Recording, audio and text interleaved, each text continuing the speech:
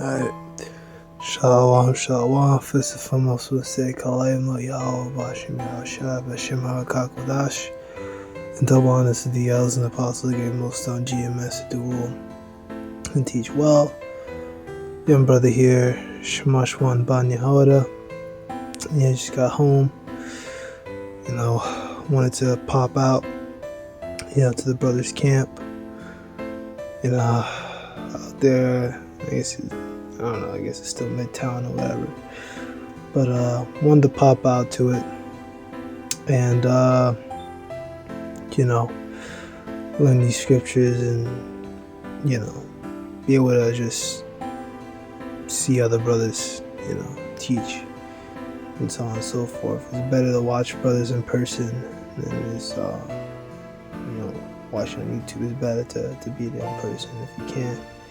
I mean, if you're in the area, you shouldn't.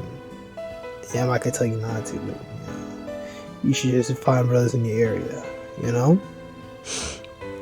And I didn't catch the brother's name, but he runs the page Rebuke the Temper 2. GMS Rebuke the Temper 2, and he was going through this, the whole camp. They're just going through what type of person you need to be to survive. What's coming, what's coming. He's basically going to what's coming. We know ICBMs. He was going to 2 Peter 3 and going through all the scriptures like that. And then it was what type of person do you have to be to survive this, right? And that's why he went to 2 Peter chapter 1, right? So here, 2 Peter chapter 1 verse 3. According to his divine power, hath given unto us all things that pertain to life and godliness, to the knowledge of him that hath called us to glory and virtue, right? Glory and excellence, man. When I get into these words, virtue, we'll go see what the Google says. Whereby are given to us exceeding great and precious promises, right? Part of our promises, right? Second chapter, the crowns on our heads, giving that spiritual power, new bodies, being safe, being happy, Isaiah 14, us going back into the land, us taking these heathens as slaves. Isaiah 60 talks about that, Revelation 20, for the 144,000, 12 thrones, and everything like that, go into all that. It's Revelation 20. Let me just comb through that real quick.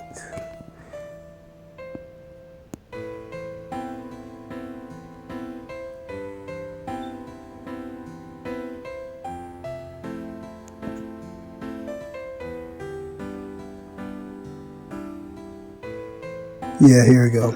20 and 4. Yeah, this is a completion. That 1,000 years in Revelation 24 is completion. So whereby, verse 4, 2 Peter 1 and 4, whereby are given unto us exceeding great and precious promises, that by these ye might be partakers of the divine nature, having escaped the corruption that is in the world through lust. They brought all that out. That's all that's in the world is lust, wicked lust. I want to commit adultery, performing, unsavory sexual acts. I don't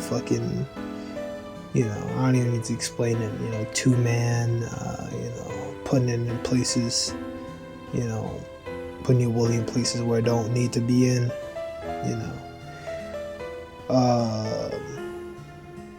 orgies, all that shit. I don't really need to over-explain it. You've seen shit online. You know what's out there. Or hear the shit. Exactly what's out there. What these people be doing. Beside this, give it all diligence, add to your faith virtue, the virtue of knowledge, to knowledge temperance, to temperance patience, and to patience godliness, to godliness brotherly kindness, and to brotherly kindness, charity. These things abound in you. They make you that ye shall neither be barren nor fruitful in the knowledge of our Lord, Yahushua Mashiach. Now he went into the word diligence, which just means to be careful, taking careful consideration in general. I think in prudence it maybe says take careful consideration of the future, but if you're being diligent, you're taking careful consideration of the future. That's what Oxford said.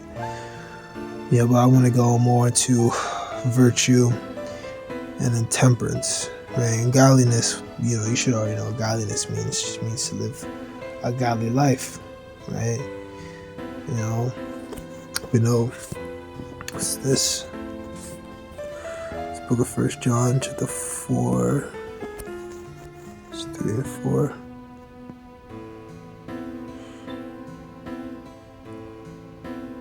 Yeah.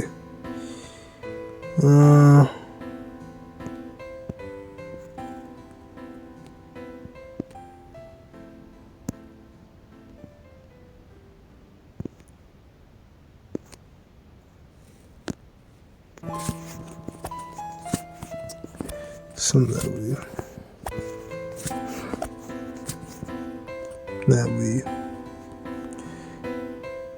hold on.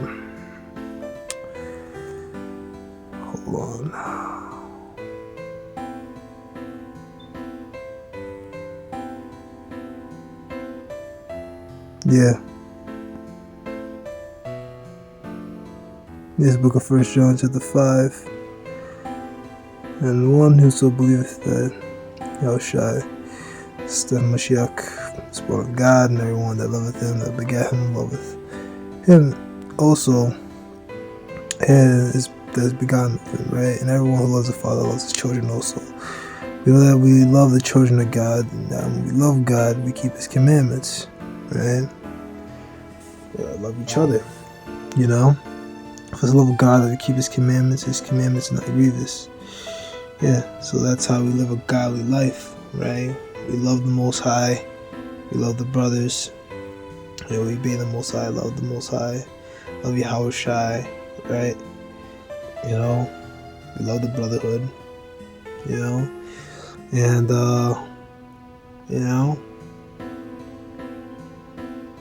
commandments aren't grievous. These are the scriptures that talk about brotherly kindness and things like that. How there's no need I write unto you. But we're going to get into those words.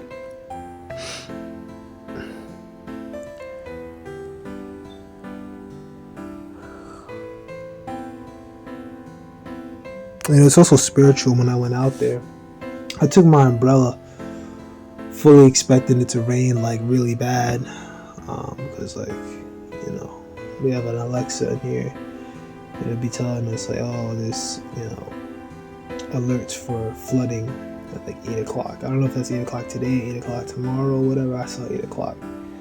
So I was like, oh shit, but it actually didn't rain at all. It was looking like when I was, walking home that it was starting to rain. Always the while I was washing my shot, I made it home safe. Walking around, in the late hours, but I typically don't be out late, but man, I need to hear brothers.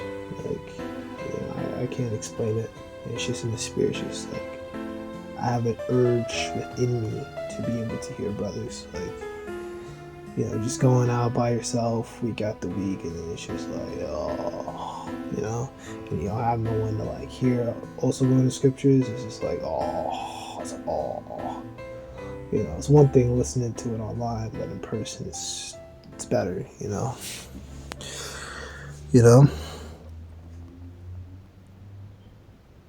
So temperance and virtue. Hold on. Goodness, behavior showing high moral standards. So that's what virtue means. Ninefold celestial hierarchy. Oh boy, but virtue, which means you have behavior showing high moral standards. Goodness, virtuousness, uprightness, morality, honesty, honor, right? Respectability. These are the things that we need to live by. The things that we have to add onto ourselves. This is gonna help us. It says, if you keep these things, you shall be fruitful, within this truth. So you need to have morality. You need to have high moral standards. If you have high moral standards, it's going to keep you away from doing things, that are wicked, like, all these kinds of sins we already know, adultery, being disrespectful, not treating your brothers right, all kinds of stuff, man. Profaning the Sabbath, all kinds of stuff, man. It'll keep you from doing that. These are things that we have to uphold ourselves. Always keep the morality. Don't steal, don't kill, no murder. So temperance, right? The quality of moderation or self-restraint, right? And this is the stuff I talked about. What's in the world is lust. This hope is to flee this world, which is corrupted by lust, right? The world doesn't teach you to control yourself, like your brothers brought up. It teaches you, eat, consume, and just buy this game, buy that, even when I'm at work and I speak to coworkers, they're like, yo man, you buy this game, that game. I'll be like, nah man, there's some games I like, that I maybe played like years ago, but I'm not buying, like, if you have 3-4 games in a series, I might have played the first one and the second one when I was younger, but I'm not buying like 4 games and 10 DLCs. I'm just not. But that's just the type of stuff that they teach you. Just buy. Not saying there's nothing wrong with buying and enjoying games or whatever, but what I'm trying to say. Like, in the world, it's just all about buying the next new thing, or eating unnecessarily, eating whenever, just eating just to eat, not even eating when you're hungry. You should only eat when you need to eat. You shouldn't just eat just to eat. And then when you eat when you're hungry, you should really be eating like maximum 4 times a day. But most of us is probably like two big meals, maybe 3 big meals a day. It just kind of depends. And I work kind of a labor job. It's not really labor, it's more service, but I do a lot of walking. And I can't eat like a big meal while I'm having to fucking walk. So I don't have like a whole lot of time typically to like sit down and enjoy, and like cook and have liberty like that. So, I just, typically eat something light throughout the day and have my big meals in the mornings and then at nights, But this type of thing on a deeper level about this truth, it's what teaches you. That's what we learn by reading the scriptures, that self-restraint, self-control, and I don't really need to, explain, it's all kinds of stuff people will try to get you to do. Co-workers say, hey man, you smoke weed, you want to go in the back, smoke some weed with me? Like, nah. Or they'd be like, yo, you want to go get drunk? Nah. Maybe a couple drinks? Nah. Which, even if they were drinking responsibly, I can't be out there with y'all, man. I can't. Number one, man, it's scriptures, it's the order. We're not supposed to be, unequally yoked with unbelievers. I try not to be around y'all at all. Ideally, I'd rather not be around y'all at all, because y'all are just, like, it's vexing having to play a part, like, you brothers know already, you can't cast a pearl before a swine, so I have to be the Clark Kent. But that gets old, like, real quick. Like, I'm just like I just want to tell you, yo, listen, the scripture's telling me to do this, that. Like, leave me alone. I'm tired of being like, I really don't do that stuff. Or just like, I can't just say, yo, man, hey, I worship Yahweh Bashem Yahushai, man. Get that bullshit away from me, Or, even with self-restraint, with people like messing with you and at work, supervisors or whatever, they talked about that too. Like, you maybe want to just curse them out and say, yo, fuck you, fuck your mom, fuck your grandma. You say another thing, I'm going to go jump over that desk and I'm going to beat your ass. And I'm going to record it after. After I finish beating your ass, I'm going to record you crawling away from me. Put that shit on the internet. But you know what I mean? But like, we're not, I can't do that, man. It's not worth it. It's not worth going to jail to beat up one dickhead, There's other ways you can fight your battles, You can pull them off to the side and be like, politely, like, you can't talk to me like that. Like, I've had to do things like that. Constantly. I had to do it in front of everyone because, the way shit works at my company, shit, supervisors, they be trying to embarrass you in front of everyone. So you try to, supervisors, people that are over you, managers, they try to humiliate you in front of everyone to try to get you and put you in your place.